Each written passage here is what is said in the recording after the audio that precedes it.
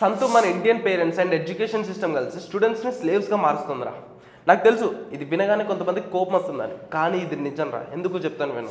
పిల్లలు ఇంటి దగ్గర కంటే స్కూల్లోనే ఎక్కువ టైం స్పెండ్ చేస్తున్నారు. మార్నింగ్ 8 o'clock నుంచి ఈవినింగ్ 5 o'clock వరకు ఆల్మోస్ట్ 9 hours స్కూల్లోనే ఉన్న పిల్లలకి మన టీచర్స్ చెప్పేది ఒకటే, only marks can matter, it doesn't matter how well you know the subject. Get good marks, you are welcome. Get bad marks, you are insulted like anything. ఒక subject నీకు ఎంతవరకు తెలిసిందనేది matter కాదు, నీకు మంచి మార్క్స్ వచ్చాయా లేదా అన్నదే మ్యాటర్ అయిపోయింది. నీకు మంచి మార్క్స్ వచ్చాయా, నువ్వు గొప్పోడివి. నువ్వు ఫెయిల్ అయ్యవా, అయితే నువ్వు పనికిరావు. ఇలాంటి మాటల వల్లేరా మన ఇండియా ఎంతోమంది జెన్యూన్ టాలెంట్స్ని కోల్పోతుంది.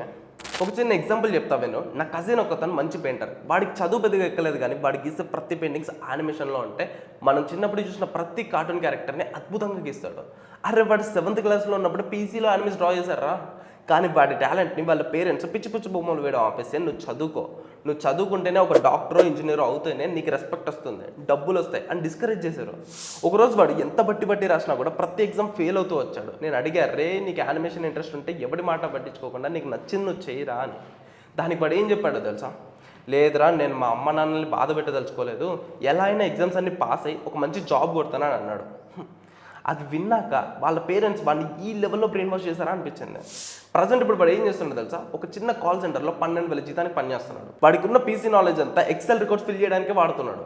సంతు మన ఇండియన్ పేరెంట్స్ అయినా టీచర్స్ అయినా పిల్లలు ఎందులో టాలెంటెడో తెలుసుకొని వాళ్ళకి నచ్చిన కెరీర్లో వాళ్ళని సెట్ చేయగలిగితే ఒక ఇండియన్గా అదే నువ్వు చేసే గొప్ప పని.